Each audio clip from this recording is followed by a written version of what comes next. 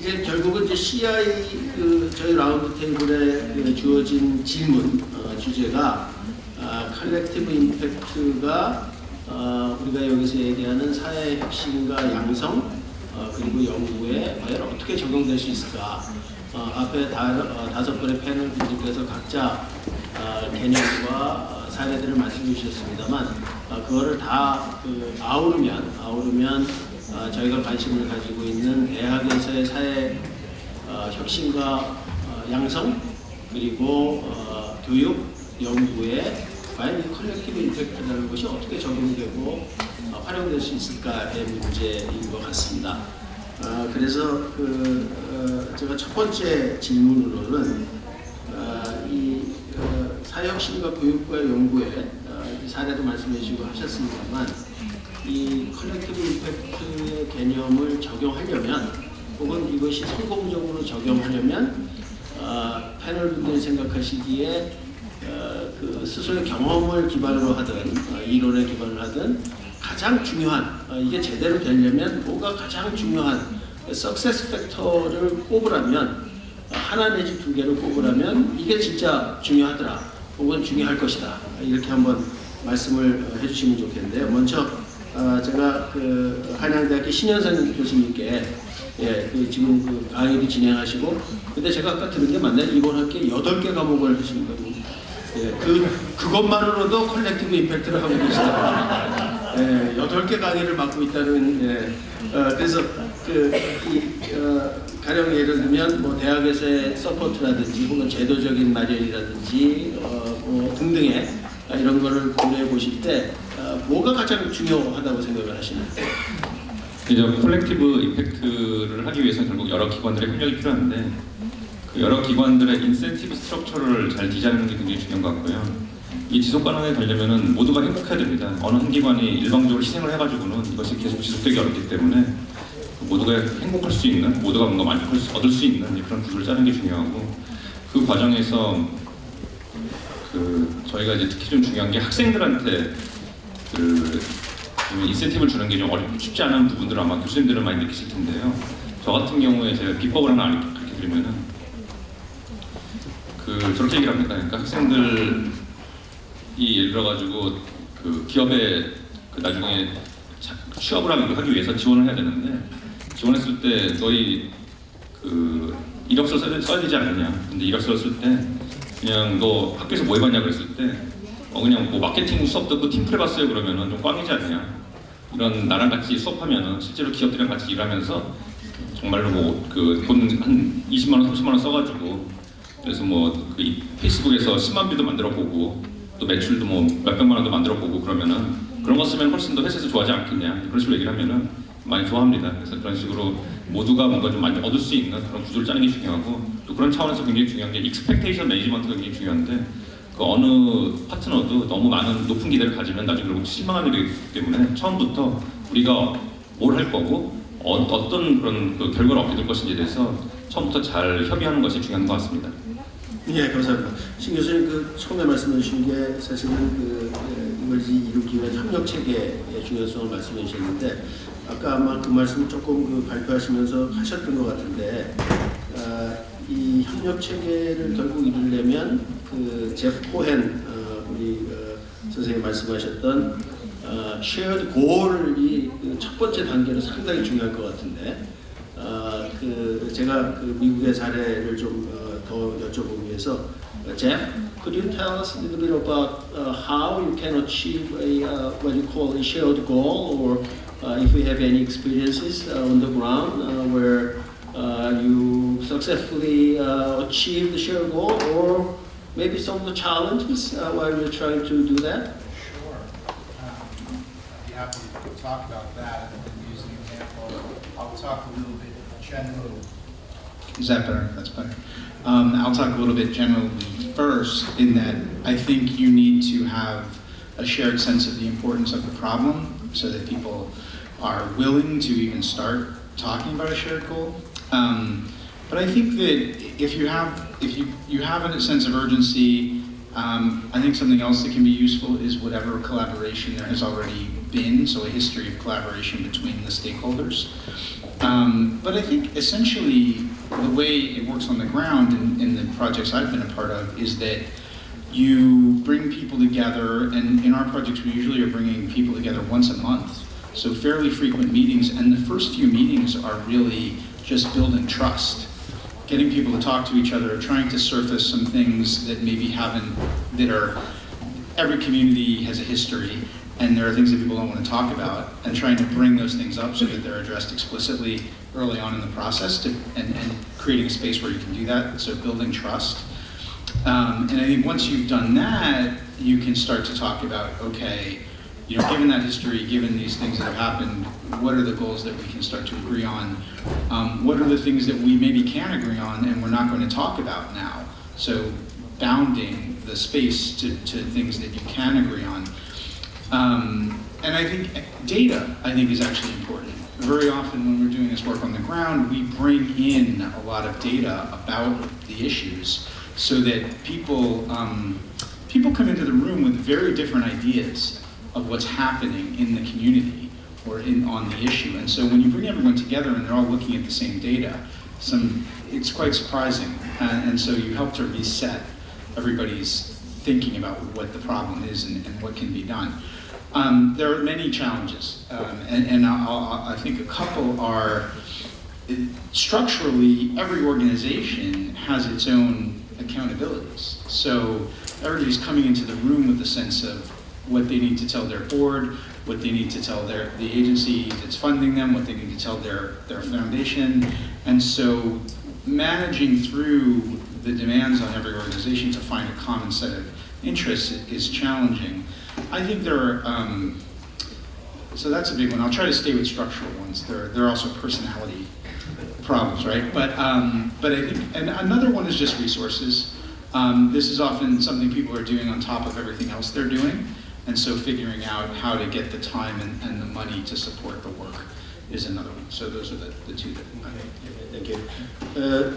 한경 교수님 아까 발표하시면서 내년에 또 할 수 있을지 모르겠다, 간당간당하신다 이렇게 표현을 하셨는데 이런 것들이 좀 지속 가능하고 실제 교육과 연구의 컬렉티브 임팩트의 개념이 적용되는데 역시 같은 질문 드리겠습니다. 뭐가 가장 중요하시다고 생각하시는지. 네, 저는 사실 지금 현재로서는 5사람만 있으면 좋겠습니다. 5사람. 그러니까 그거를 함께 팀으로 이끌어서 갈 수 있는 사람이 일단 누가 됐든지 5만 있으면 저는 그게 좀 크리티컬 매스가 되지 않는가라는 생각이, 왜냐하면 그 중에 한둘이 떠나도 일단 지속 가능하기 때문에 한 5사람을 만드는 게 항상 목표이고요. 그래서 다행히 제가 요새 한번 세워봤어요. 일단은 같이 갈 사람이 5명이 되나 안 되나 봤더니 5명이 딱 되더라고요. 그래서 야 됐다. 그래서 지금 한군 연구령 가서 이렇게 4시 남아 있으니까 컴백하는 순간 다시 이제 또 다른 분이 또 가시겠지만 그래도 그 정도면은 같이 교육을 할 수 있고요.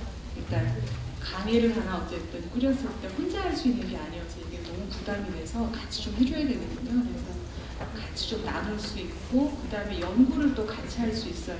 그리고 아시겠지만 대학에서는 5명 같이 모여서 프로젝트는 교내 어쨌든 지원금도 조금 있을 수 있고 이게 한둘이 아니기 때문에 그래서 저는 일단 숫자를 먼저 만들고 같이 뜻을 같이 하는 사람들이 할 수 있는 가장 중요한 요인인 것 같고 하나만 더 얘기하자면은 저는 지역의 공공기관의 지원, 지역 공공기관이 너무 중요해요. 그게 별게 아니라 저는 아까 말씀드렸듯이 독산 사동이라고 하는 그 주민센터가 되게 소규모 지역인데 한 2만 명 되는 규모거든요.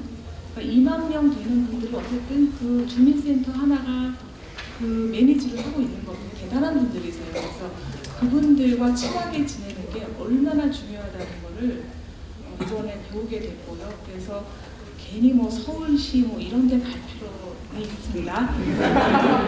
그렇지만 사실 수업이나 이렇게 구체적인 도움을 받을 수 있는 건 높은 분들이 아니라 우리가 만날 수 있는 그냥 그 맨 앞줄에 앉아 계신 분들하고 그 뒷줄에 앉아 계신 분들이 제일 중요하더라고요.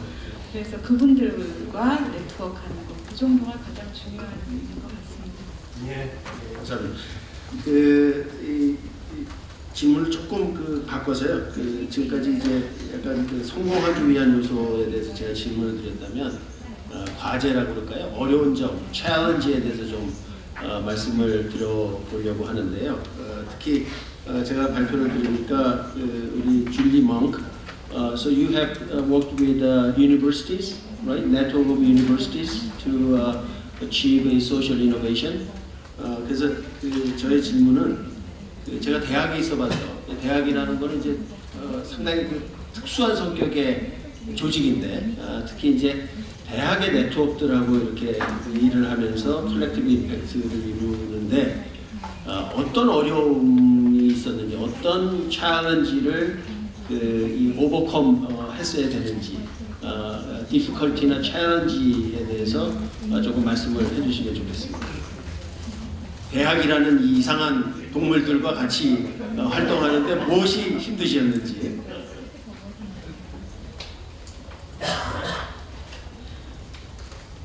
Well, I think one of the things is definitely the pace. That often is different logics. So a university sector work with a different logic than maybe a NGO that is trying to solve very complex challenges. They need the results quicker. But I feel like an example is the network we're running in Southeast Asia. What we did there for 3 years was to build what we call CISU. So all universities had to set up a social innovation support unit. It was often a space, and the universities had to choose what is most beneficial in our place, and it has to be orchestrated by the universities and the organizations they're working with. And I think by having a space for 3 years that you commit to and you design together. So some universities will have a computer room, some will have a 3D printer. I think having spaces allow for more ways of trying out, and I think I think the challenge is going to be, being patient and trying. And I think if you have a space, and what we did in those networks was it enables the experimentation, and you are able to try it better. And I think a lot of the collective impact starts with the question of fear and how we can move out of our comfort zone and try to be doing different things. But also think there's a lot to learn, and I think when talking about the students, for instance, it's very important that they're motivated by having real life experiences. But we also have to keep universities to be a safe space to learn and be safe to try out new things without having to build on your CV. So I think these can be one of the challenges. And then I think there's a challenge around the openness. So in some countries, the universities are very closed. It's very difficult for a social organization or policy environment to know how to connect to universities. So what is the Department of Social Innovation? If it doesn't exist, how do they find the people in the universities that are actually doing climate innovation or doing things that are relevant for a policy person or a social organization? So trying to call it something different, trying to use language not to call it social innovation but be more specific, it allows a different way of working. And then I think sometimes a challenge can be who are the people you invite in, and I think again that's where we're not always good enough of trying something new. So for instance, why don't we bring designers and journalists into our work in research from the beginning, because they can tell a different story. So these are some of the ways we're trying to address the challenges that are there. 오케이. 같은 질문을 제가 전혜숙 박사님에게 드리겠습니다. 캄보디아 사례 말씀해 주신데 실제 캄보디아 프로젝트에 참여를 하셨던 거죠. 그러니까 이제 그것도 이제 국내도 아니라 다른 국가의 여러 영역에 이제 같이 활동을 하신 경험인데 혹시 그 과정에서 어려움이나 난관 혹은 또 그걸 어떤 식으로 해결하셨는지 말씀해 주시면 감사하겠습니다.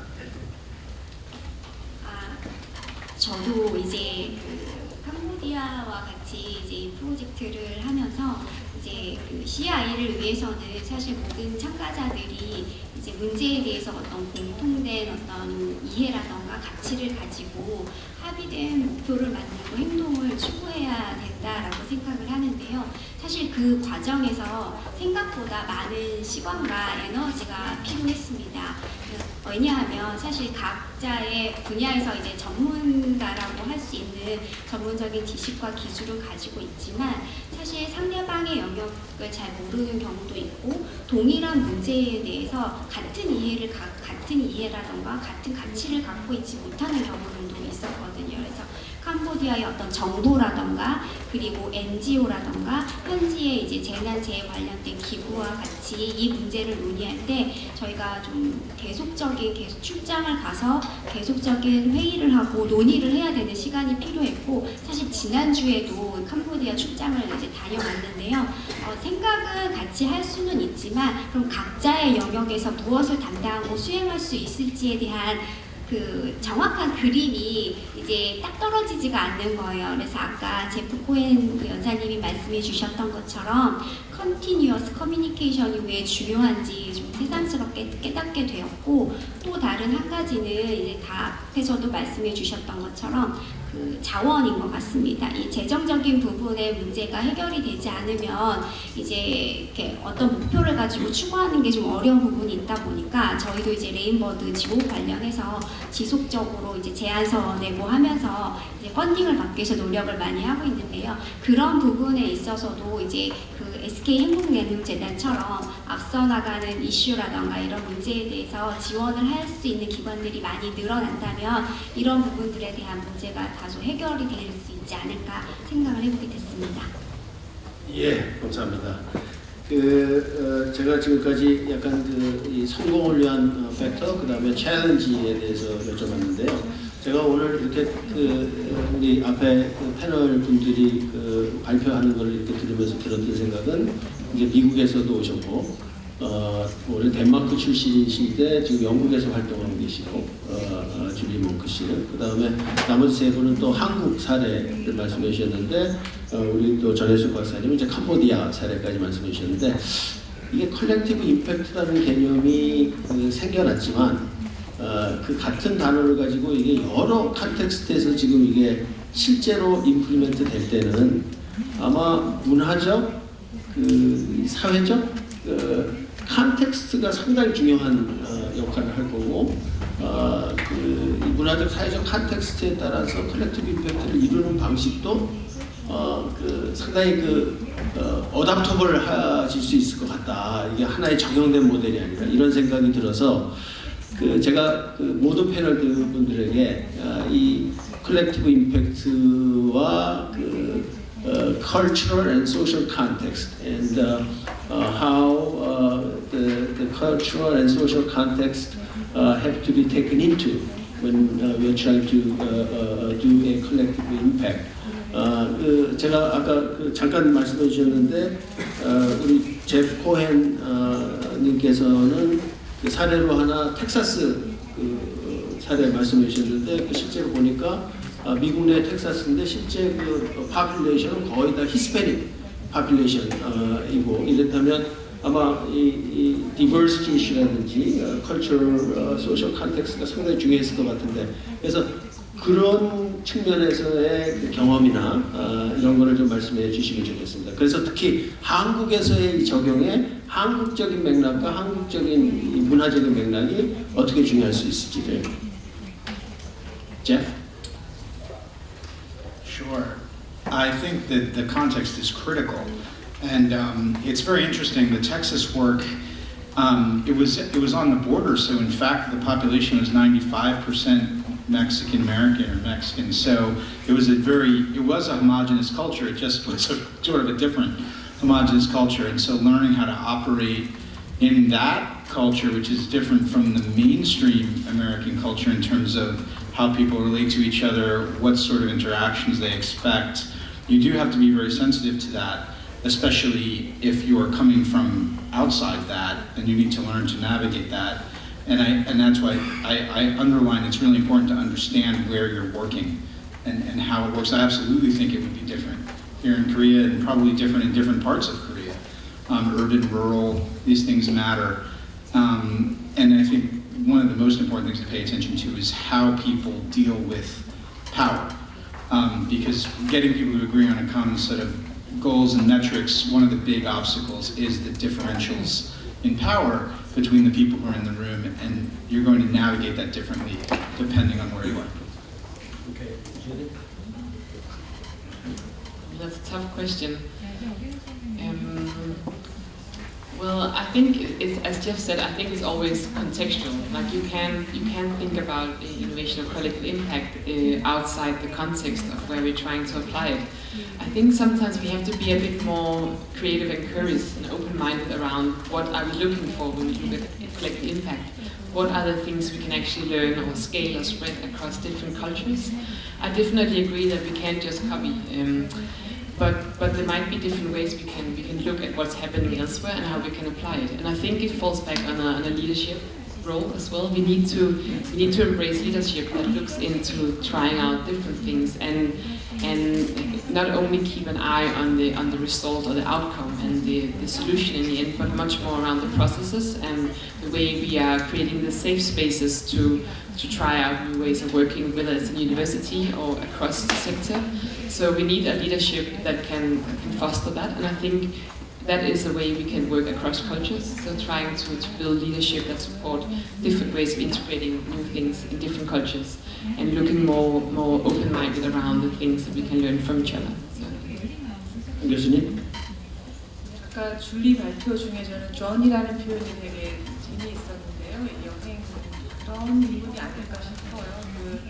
우리가 다른 여러 나라에서 좋은 사례를 보고 또 많이 배울 게 있을 텐데 실제로 우리 한국 사회에 적용한다고 할 때는 결국 우리만의 모델을 결국 만들었을 때 우리가 성공했다고 이해하기 크게 되지 않을까 싶어요. 왜냐하면 어쨌든 우리처럼 국가 중심의 사회 시스템을 오랫동안 가지고 왔던 것과 또 로컬한 어떤 움직임들이 많았던 또 영국 사례나 이런 데는 또 차이가 있기 때문에 그렇지만 저희가 이런 중간 조직의 활동이라든지 어떻게 연결하고 어떻게 네트워크를 만들어가는지를 통해서 많이 배울 수 있을 것이고 서로 또 교류할 수 있을 것이고요. 하지만 결국은 우리만의 모델을 만들어서 발전시켜야 되지 않을까 생각을 합니다. 네, 신현석 교수님. 저희가 지난주에 스탠퍼드 소셜 이노베이션 리뷰를 초청을 해가지고 한국판 발간을 기념을 해가지고 국제 컨퍼런스를 열었는데 그때 제가 사고를 하나 쳤거든요. 무슨 사고를 쳤냐면은 그 포스터를 만들었는데 그 포스터에 저희가 연사를 초청을 하면서 그 섹션 제목을 장애 극복을 위한 솔루션이라고 제가 썼는데 그거 페이스북에 올리자마자 욕을 무지하게 먹은 거예요. 장애는 극복의 대상이 아니다 그래가지고. 근데 이제 그런 거를 이제 그런 사회복지를 하신 분들은 잘 아시는 거지만 경영하는 사람들은 잘 모르잖아요. 그래가지고 욕을 무지하게 먹고 바로 사과하고 이제. 근데 제가 보니까 이 사회 문제를 풀기 위해서 굉장히 많은 소셜 벤처들이 일을 하는데 이게 무슨 뭐 복지의 문제도 있고 뭐 발달장애인, 노숙 뭐 여러 가지 문제들이 있는데 그 하나하나의 영역이 다 다른 컬처를 가지고 있는 거예요. 다른 언어를 쓰고 있고 그래서 그런 어떤 분야를 하나하나 배우는 것도 그런 콘텍스트를 배우고 어떤 여러 가지 멀티컬처럴 센시티비티가 굉장히 중요한 어떤 스킬이라고 하는데 그런 점에서 학생들한테 굉장히 도움이 되는 부분이라고 저는 생각이 들고요. 또 그 외에도 우리가 여러 섹터들, 그래서 뭐 민간이라든가 또는 재단, 기업 또는 공공섹터 또는 소셜 섹터가 다 다른 어떤 언어를 쓰고 다른 인센티브를 가지고 있고 다른 어떤 그 목적들을 가지고 있기 때문에 그런 것들을 이제 많이 이런 그 콜렉티브 임팩트와 관련된 프로젝트를 통해서 배우는 것 자체가 학생들한테 굉장히 큰 또 자산이 되지 않을까 싶습니다. 네, 감사합니다. 전혜숙 박사님. 우리나라가 갖고 있는 강점은 폭이 이미 각 분야에서 갖고 있다고 생각을 합니다. 그래서 그 정부, 대학 그리고 NGO, 지역사회가 같이 유기적으로 네트워킹하는 부분을 앞으로 좀 더 발전시킨다면 더욱 가능성이 높지 않을까 생각을 하는데요. 관련해서 어떤 분이 들었던 그 예시가 생각이 나는데 그 그 잘 만들어진 엔진이 있고 잘 만들어진 바퀴가 있을 때 우리는 그 잘 만들어진 엔진이 필요하거나 바퀴가 필요하다기보다는 그것들이 유기적으로 합쳐진 잘 만들어진 자동차가 필요하다라는 얘기를 들었습니다. 그것처럼 저희가 이미 갖고 있는 전문성과 지식들을 바탕으로 해서 서로 유기적이고 긴밀한 협조 관계를 형성할 수 있다면 더욱더 앞으로 발전할 수 있지 않을까 생각합니다. 예, 감사합니다. 이 라운드 테이블이 원래 주어진 시간이 이제 거의 다 되고 있는데 제가 워낙 늦게 시작해서 제가 사회자의 직권으로 한 5분 정도 더 쓰는 걸로 하고요.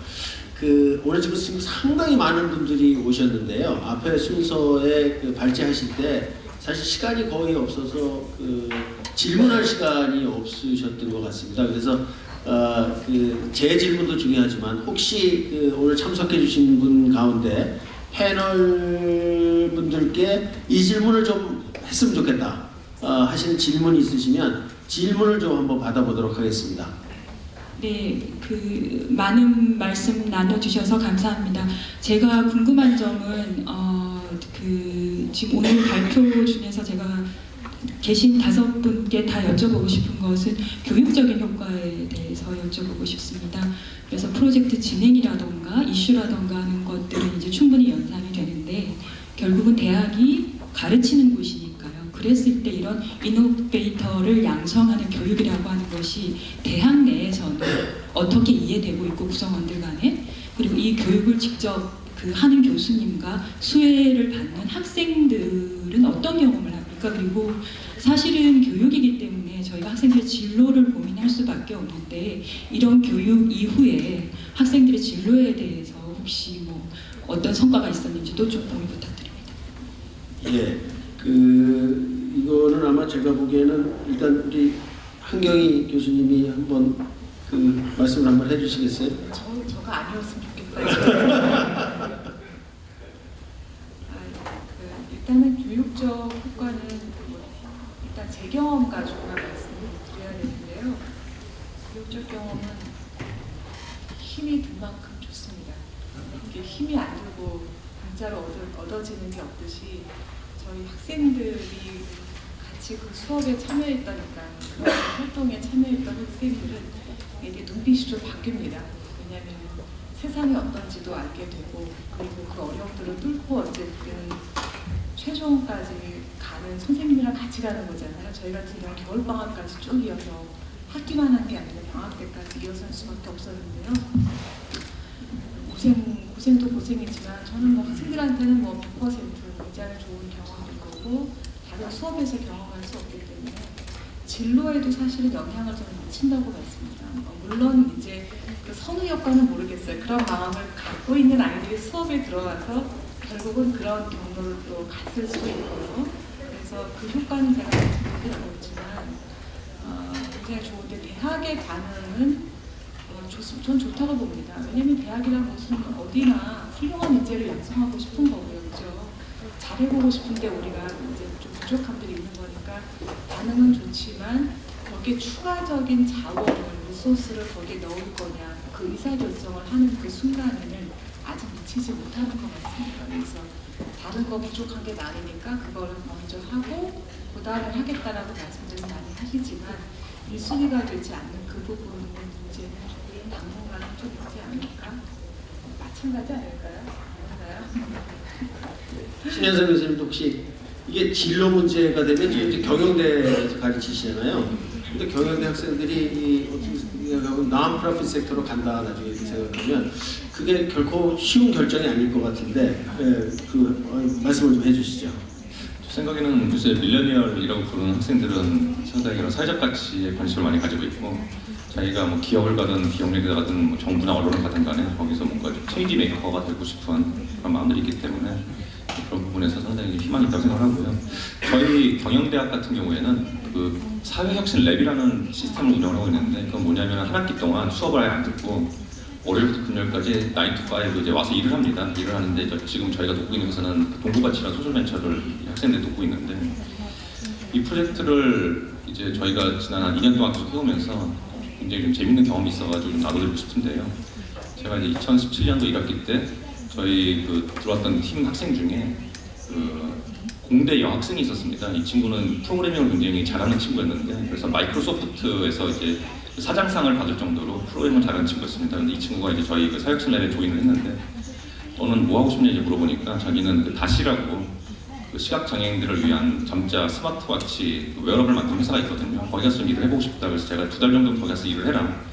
거기서 이제 이 친구가 그 백엔드, 프론트엔드 그 소프트웨어 개발하고 이제 그런 일을 했었는데 그 일을 하던 와중에 그때 이제 그 다시 첫 번째 프로토타입을 만들었거든요. 그래서 프로토타입을 만들어가지고 그 파일럿 테스트로 그 고등학생 남자 학생인데 시각장애인 학생을 데려다가 이제 그 문자를 받게 한 거예요. 스마트워치 통해서. 그런데 이제 그 아빠 엄마가 이제 이 학생한테 그 문자를 보냈는데 이 학생은 자기가 태어나서 처음으로 이제 문자를 받은 거예요. 아빠 엄마한테. 근데 그 문자가 내용이 이제 아빠가 이제 너 사랑해라고 이제 그 문자를 보냈는데 그걸 보고 그걸 이제 손으로 읽는 순간 이 아이가 정말 활짝 웃는 모습을 보고 그 제 학생이 그쪽 회사 사람들이랑 같이 화장실 가가지고 막 부둥켜 안고 울었다고 그러더라고요. 너무 기쁘고 또 너무 마음이 짠해가지고 울었다고 그러는데 그게 그 친구한테는 그 아이 오프닝 익스피리언스가 됐습니다. 그래가지고 이 친구가 갔다 와서 돌아와가지고 자기는 이런 시각장애인들이 점자를 알면은 이런 점자 스마트워치 쓰면 좋은데 90% 이상이 점자를 모른다. 그래서 그런 이 친구들이 점자를 몰라도 예를 들어서 어떤 웨어러블을 끼고 있으면은 그걸 가지고 이제 문자를 인식을 해서 그걸 스피커로 들려주는 그런 장치를 또 만들더라고요, 이 친구는. 그래서 이 친구는 이런 친구들이 많아질수록 저희가 그 앞으로 정말 그 사회혁신을 기술을 가지고 해결할 수 있는 그런 전문가들 많이 만들 수 있다고 생각하는데 제가 말씀을 드리는 이유는 그 전공의 수월성, 전공 지식도 굉장히 중요하다고 생각합니다. 근데 중요한 건 뭐냐면은 전공을 무조건 열심히 공부하는 건 물론 중요하지만 왜 하는가? 거기에 대해서 사실 답을 많이 제공을 못하고 있잖아요. 근데 이런 사회혁신과 관련된 교육들을 통해서 이 학생들이 내가 이걸 왜 하는지에 대해서 생각을 해보게 되고 어떤 공공성, 퍼블릭 마인드를 가지게 되면서 정말 우리 사회를 좀 더 좋게 만들어 나갈 이 체인지 메이커들로 성장해 나갈 거라고 기대를 하게 됩니다. 예, 감사합니다. 혹시 그 참석해 주신 분 중에 질문이 하나 정도 더 있으면 저희가 질문을 하나 정도 더 받아보도록 하겠습니다. 저기 손 드신 건가요? 예. 예, 안녕하세요. 저는 SK 하이닉스의 이준석 매니저라고 합니다. 콜렉티브 임팩트 자체에 대한 질문이 있는데요. 예, 콜렉티브 임팩트라는 게 단순히 여러 가지 기관들의 총합이 아니라 이런 기관들이 모여가지고 어떤 시너지가 된다든지 아니면 혼자 있을 때는 생각하지 못했던 어떤 혁신에 대해서 창출한 거라고 생각을 하는데요. 다시 말해서 1 더하기 1 더하기 1이 3이 아니라 5가 되고 10이 되는 그런 효과가 있는 거라고 생각을 합니다. 혹시 그런 어떤 사례가 있는지에 대해서 그 코엔 형께서 말씀해 주시면 감사하겠습니다. 예, 대답해 주셔야 되는 분까지 지정을 하셨습니다. Jeff, could you talk a little bit about the synergy effect of the CI? Sure, and I think that's right. I think it is about organizations coming together and finding answers that they would not have found individually. And so, for instance, I can give an example from some work in Seattle, where again it was an initiative focused on education, and it was the universities and the school districts and community organizations coming together. And one thing they realized very early on when they got together was that there was a scholarship program provided by the government of Washington State, which is where Seattle is. But in order to qualify for the scholarship, students had to apply for it 5 years before they were going to college. And so underserved students generally aren't thinking about that 5 years before they're thinking about going to college. And so an example of the innovation is that because they got together and they saw this, you could have the middle schools, which is where those students are when they're that age, make sure that the parents and the students applied for that scholarship so that when they were in high school applying to college, they were in position to actually receive the money. So it's a small example, but it's an example of what can happen when you get the different people together talking about the issue rather than everybody operating independently. And I could give more, but that's one example of how that works. Julie, do you want to add something? Well, I wanted to ask a reply to the other question actually, because it made me think about the question of how, and I think it links to the question of collective impact as well. So, I think you're right that students are today more focused on why they want to be educated, and I think that's a really great thing that they have a different motivation. But I feel like we need to, the collective impact come into play when we think about that we still have a role of guiding them. And I realized in Asia that a lot of students are feeling a pressure from the parents about what they should be. So how do we balance their interest of being something else and the expectation from the other generation about what you should be to have a proper education? And how do we as a universities have a role in understanding the society's needs and what we need to do to solve, what skills we need for the future, and how do universities then help guide the young people to choose their career? In a case in Australia, they gave all young people a free education to build like an education, and everybody became a fitness instructor, and there was no jobs. So when we allow a lot of choice, it's great, but also we have a role, we have a responsibility trying to guide them. And I think that's where we can have more collective impact if we work with universities and public authorities and private sectors to really understand the needs and try to implement that back to the students' motivation. Thank you. 저희가 정해진 시간을 초과해서 시간이 다 된 것 같습니다. 제가 이 라운드 테이블을 진행하면서 들었던 생각은 대학에서의 여기서 얘기한 사회 혁신과 양성과 연구 그 자체만도 쉬운 일이 아닌데 거기에 이제 컬렉티브 임팩트를 적용해서 하는 거는 사실은 상당한 챌린지이다 이런 생각이 듭니다. 그런데 이제 오늘 여러 대학에서 많이 모이셨고 또 여러분들이 오셨기 때문에 사실 이 자체도 생각해보면 일종의 컬렉티브 임팩트다. 그러니까 이 NC라는 이 네트워크 자체가 그런 면에서 한국 대학 교육에서의 사회혁신과 양성의 컬렉티브 임팩트를 하는 하나의 허브 에이전시, 허브 네트워크 허브로 작동하는 게 아닌가 이런 생각을 해봤습니다. 이것으로 오늘 라운드 테이블을 마치도록 하겠습니다. 오늘 참석해 주신 패널 여러분 감사드립니다. 감사합니다.